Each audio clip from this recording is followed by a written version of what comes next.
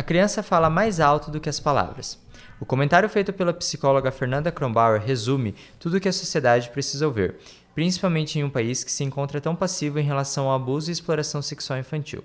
O sociólogo Herbert Rodrigues, formado pela USP, afirma que os dados no Brasil são um caos, pois no país, como revelado pela mídia em 2016, há um grande déficit na divulgação de dados sobre isso. Ainda segundo Fernanda, não há muitos dados em relação a esse tipo de violência, por falta de conhecimento e porque as pessoas não acham que violência infantil é um tipo de violência. Entretanto, segundo os dados do Ministério da Saúde, a violência infantil é verídica e é dividida em 4 principais formas, que são a negligência ou abandono afetivo, com 37,6% dos casos, a violência física, com 29,4% dos casos, psicológica com 17,9% e a violência sexual com 15,1% dos casos, a qual teve um aumento de 83% no número de denúncias entre 2011 e 2017. A psicóloga comenta que uma forma de identificar a negligência e o abandono afetivo são as instituições, pois as crianças demonstram comportamentos que são frutos do que está acontecendo em casa.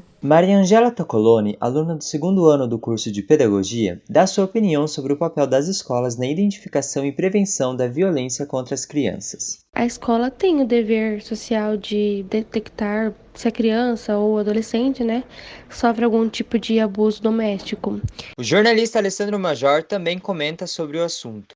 Eu vejo que para a gente debater essa temática do abuso sexual infantil, a gente tem que ampliar nosso leque de debate para ações que envolvam vários aspectos, que unam a família, a escola, a ação social, assistência social, a saúde, ações governamentais, porque nós estamos num país onde crianças são diariamente abusadas e escolas não estão preparadas para acolher, para orientar, para desmistificar o que é um abuso sexual, até onde não é abuso. Monique Farber é psicóloga e desde 2013 atua na prevenção da violência sexual infantil, através do seu teatro de fantoches em escolas. Então a violência sexual não se dá somente pela conjunção carnal, o estupro, a penetração, a agressividade física. Falar pornografia para uma criança, isso é violência sexual.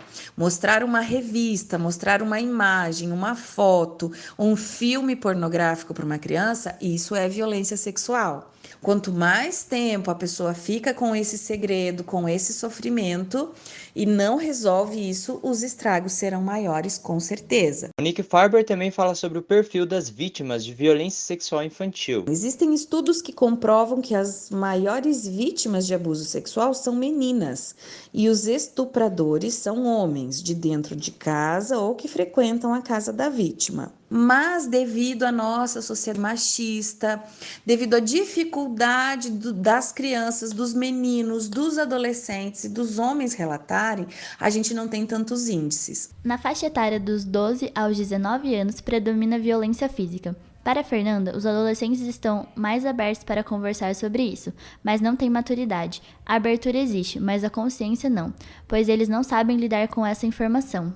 O adolescente Guilherme Mantkowski diz que, devido à boa estrutura da família, se sentiria confortável em relatá-los algum tipo de violência caso um dia sofresse. Eu teria bastante ajuda, se algum dia acontecesse esse caso aí de abuso sexual infantil, porque eu vejo que eu tenho uma família com muita estrutura para me ajudar sobre algum ocorrido desse tipo ou algo do gênero. Para a psicóloga, há questões hormonais nisso também, pois a impulsividade e o nível cerebral ficam alterados. Guilherme Mantkowski, aluno de rede pública, também comenta sobre o desempenho da sua escola na prevenção de casos de violência infantil. Na minha escola, cara, geralmente há palestras 2 vezes por ano sobre o abuso infantil, Daí eles abrem também, professores, os mesmos palestrantes abrem sessões para conversar, com quem acha que está acontecendo casos disso, que está sofrendo sobre o abuso infantil. Negligência e o abandono afetivo também afetam a emancipação da criança em relação ao mundo. A psicóloga é objetiva em dizer que uma criança violentada desse jeito está propícia a ter uma sexualidade precoce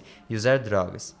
Segundo ela, os pais têm a função executiva que os filhos ainda não têm, e ao serem abandonados afetivamente, eles tentam suprir essa carência de outras maneiras. Tânia Reis, mãe de um adolescente, comenta sobre as dificuldades enfrentadas pelos responsáveis e fala sobre a importância do diálogo com os filhos. O filho, ele a partir do momento que ele sente que você presta atenção nele, que ele pode confiar, que ele pode contar os segredos, as coisas vão rolando bem melhor.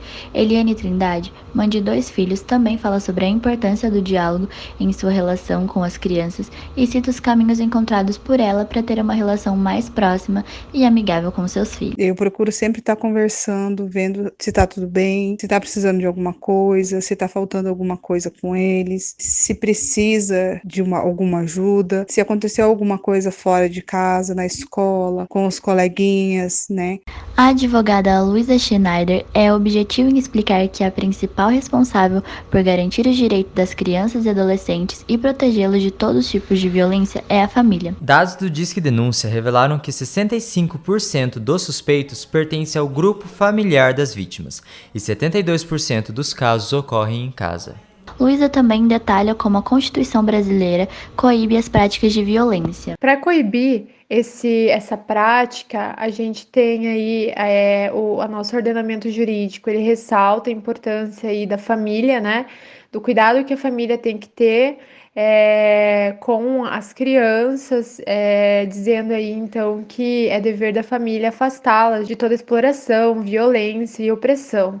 Aí nós temos uma lei específica também, que é o ECA, o Estatuto da Criança e do Adolescente, que fala, né, que ali no seu artigo 5º, que nenhuma criança ou adolescente será objeto de qualquer forma de negligência, discriminação e exploração, né, em consonância ali com o que consta na Constituição Federal. A advogada Luísa Schneider também lembra que a Constituição proíbe a pornografia infantil e a sua vinculação. E também no artigo 240 do Estatuto da Criança e do Adolescente, do ECA, existe ali um crime, né, produzir, reproduzir, dirigir, fotografar, filmar ou registrar por qualquer meio cena de sexo explícito ou pornografia envolvendo criança ou adolescente, que dá aí uma pena de reclusão de 4 a 8 anos e multa. Então é um crime realmente bastante sério, e a lei ela combina uma pena alta, né, para quem comete esse tipo de crime. A psicóloga Fernanda Kronbauer também fala sobre os impactos da campanha Não Engula o Choro criada pelo governo do Paraná em 2017. Segundo Fernanda, a informação faz com que os casos aumentem,